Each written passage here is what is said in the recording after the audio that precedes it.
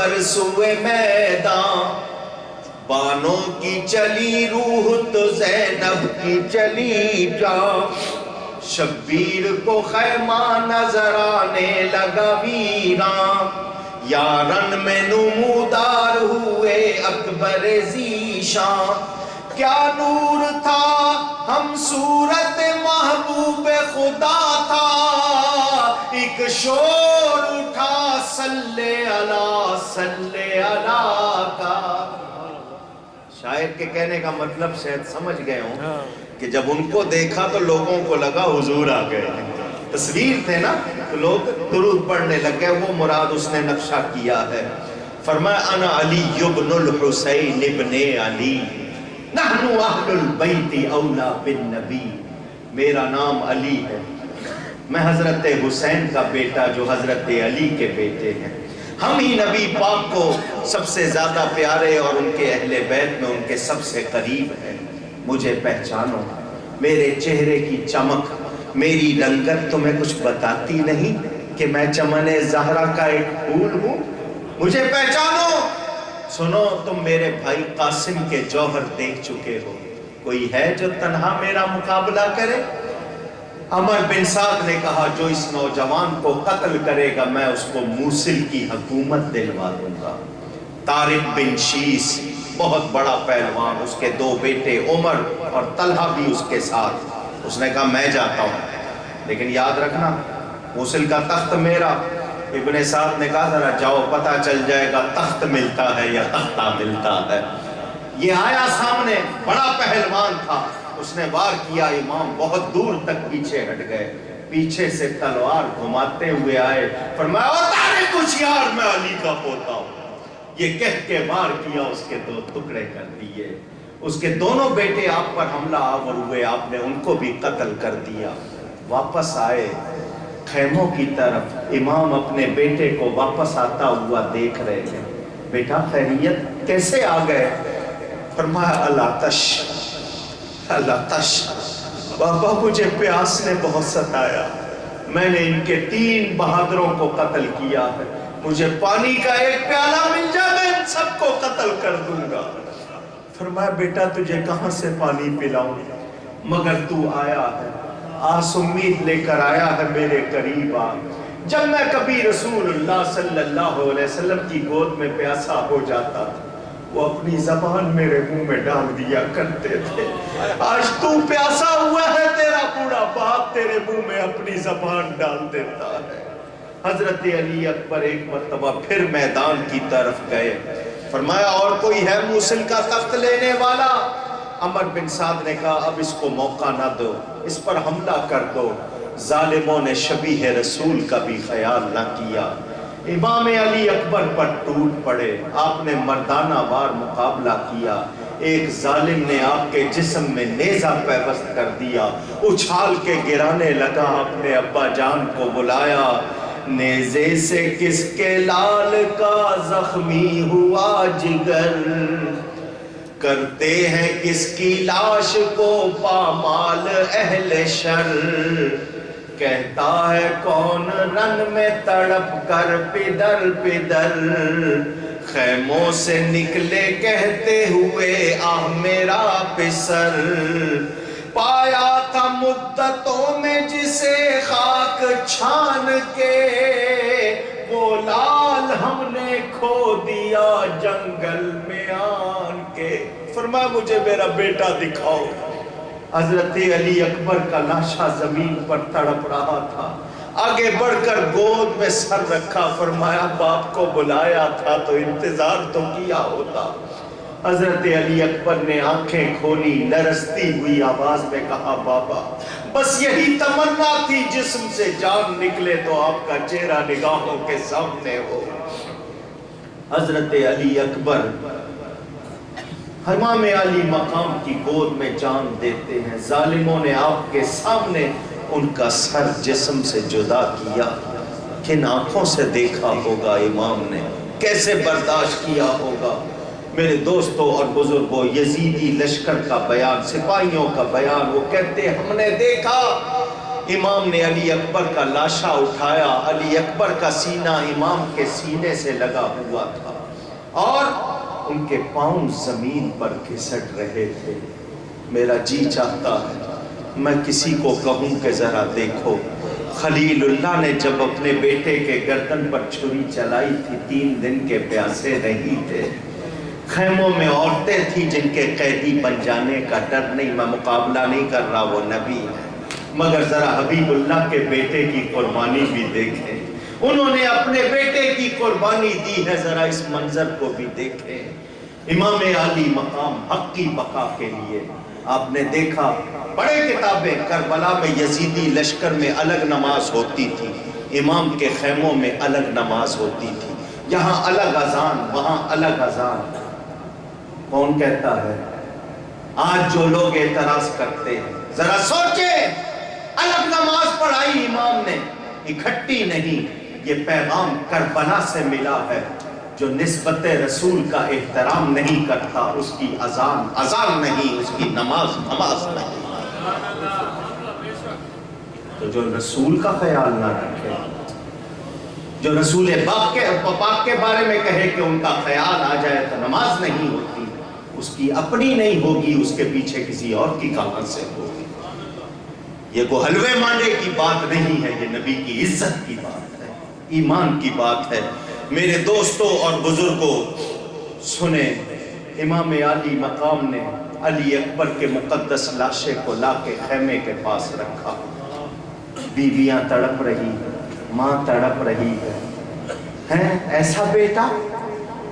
اے جان فاطمہ میرا پیارا کہاں گیا، اماں کی زندگی کا سہارا کہاں گیا، وہ 3 دن کی پیاس کا مارا کہاں گیا، آل نبی کی آنکھ کا تارا کہاں گیا، مرتی ہوں اپنے سرو سہی قد کو دیکھ لوں، ایک بار پھر شبیہ محمد کو دیکھ لوں۔ حضرت علی اکبر کی شہادت کے بعد حضرت شہر بانو اور رباب نے کہا بھائی عباس پانی لانے میں کامیاب نہیں ہو سکے، یہ بچہ شدت پیاس سے تڑپتا ہے، روتا ہے تو اس سے رویا نہیں جاتا۔ سنو، میں یہ گمان کرتی ہوں ان ظالموں کو یہ نہیں پتا ہوگا ہمارے ساتھ اتنے چھوٹے چھوٹے بچے بھی، اس کو گود میں اٹھا کر ان کے سامنے لے جاؤ، دکھاؤ ان کو، شاید کسی کو ترس آ جائے۔ فرمایا مجھے امید تو نہیں مگر تمہاری بات پوری کرتا ہوں۔ 6 ماہ کے علی اصغر کو گود میں لیا، میدان کی طرف گئے۔ سنو، میں نے تمہارا کچھ بگاڑا ہوگا، تم نے مجھ سے کوئی بدلہ لینا ہوگا، یہ میرا 6 ماہ کا بچہ ہے، پانی پی کے اس قابل نہیں ہو جائے گا کہ تلوار اٹھا کے تمہارے سامنے آ جائے۔ بیویوں سے اس کا رونا تڑپنا دیکھا نہیں جاتا، میرے ہاتھ میں پیالہ نہ دو، شاید تمہیں یہ گمان ہو میں پانی پی لوں گا، اپنے ہاتھ سے چند قطرے پانی کے اس کے حلق میں ٹپکا دو۔ تم تو اپنے آپ کو مسلمان کہتے ہو، بچوں پر تو کافروں کو بھی ترس آ جاتا ہے۔ آپ یہ فرما رہے تھے، ایک شقی بدبخت ہرملہ بن کاہل کمان پر تیر چڑھایا ہوا تھا، اس زور سے اس نے تیر چلایا، وہ حضرت علی اصغر کے حلق میں آ کر پیوست ہو گیا۔ بچے نے ایک جھرجری لی، آپ نے تیر کھینچا، اس کی جان نکل گئی، خون نکلا تو اپنی داڑھی پر لگا لیا، آسمان کی طرف رخ کر کے فرمایا اللہم انی اشہدک علی ہؤلاء القوم، اے اللہ یہ لوگ تیرے نبی کی اولاد کے ساتھ جو کچھ کر رہے ہیں میں تجھی کو اس پر گواہ بناتا ہوں۔ اپنے بیٹے کو لیے واپس آ رہے ہیں، خیموں سے بیویاں دیکھ رہی ہیں، بچہ ہل نہیں رہا، تڑپ نہیں رہا، وہ گمان کر رہی ہیں ضرور کسی نے پانی پلا دیا ہوگا، مگر ان کے کلیجے منہ کو آ گئے جب انہوں نے دیکھا ظالموں نے پیاس بجھائی ہے مگر پانی سے نہیں خون سے بجھائی ہے۔ حضرت علی اصغر کی والدہ کہہ رہی تھیں اے زمین کربلا یہ تو بتا کیا ہو گیا، بے زباں اصغر تیری گودی میں کیسے سو گیا۔ میرے دوستوں اور بزرگوں، تاریخ یہ کہتی ہے کہ علی اصغر شدت پیاس سے بے تاب تھے، میرا ایمان کچھ اور کہتا ہے۔ میں تو یہ سمجھتا ہوں کہ وہ شدت پیاس سے نہیں، شوق شہادت میں سرشار تھے۔ وہ اپنے معصوم خون سے تاریخ کے ورق پر یہ نقش کرنا چاہتے تھے، میری معصومیت دیکھو، ان ظالموں کا ظلم دیکھو۔ آپ نے علی اکبر کے مقدس لاشے کے ساتھ علی اصغر کا لاشا رکھ دیا، بیویوں کو تسکین دی، ان کو خیمے میں لے گئے۔ امام علی مقام بیویوں کو خیمے میں چھوڑ کر آ رہے ہیں تو حضرت امام زین العابدین بیمار ہو گئے تھے، لڑکھڑاتے ہوئے اٹھے، بابا مجھے بھی اجازت دو۔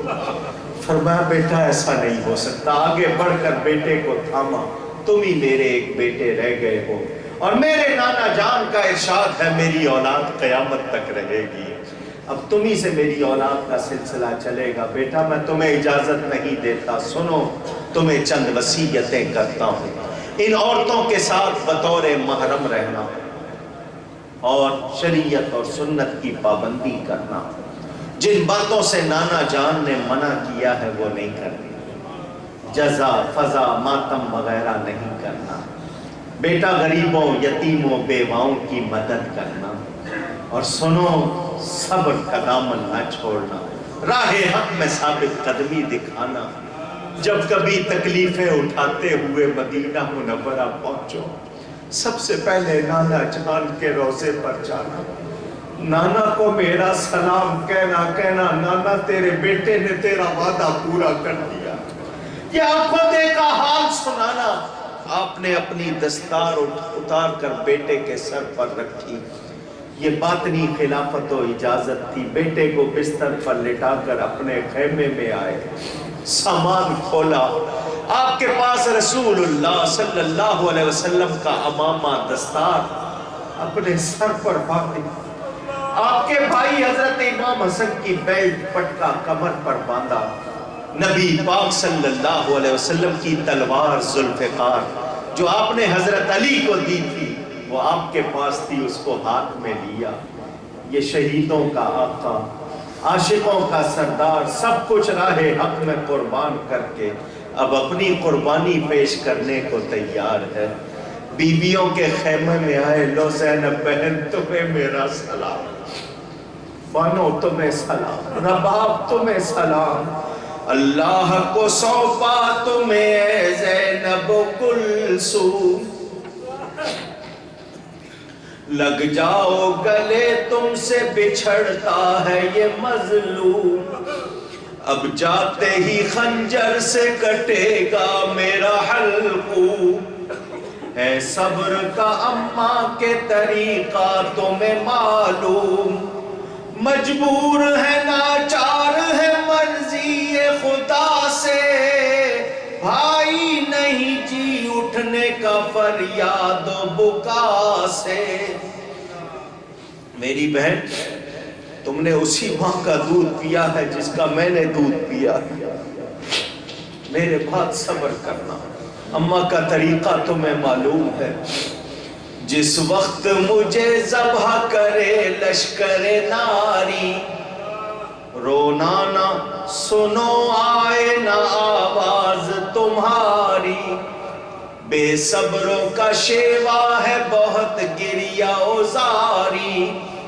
کرتے ہیں جو صبر ان کی خدا کرتا ہے یاری، ہو لاکھ ستم رکھیو نظر اپنی خدا پر، اس ظلم کا انصاف ہے اب روز جزا پر۔ حضرت زینب نے کہا سنو بھائی، نانا جان گئے صبر کیا، اماں فاطمہ گئی صبر کیا، بابا علی گئے صبر کیا، بھائی حسن گئے صبر کیا، صبح سے بھی صبر ہی کر رہے۔ فرمایا کیسی باتیں کرتی ہیں، خبردار، آپ اتنا کہہ رہے تھے، آپ کی پیاری بیٹی حضرت سکینہ آ کے لپٹ گئی، بابا میں پانی نہیں مانگوں گی، مجھے چھوڑ کے نہ جاؤ، آپ چلے گئے تو میں بابا کہہ کے کس کو پکاروں گی۔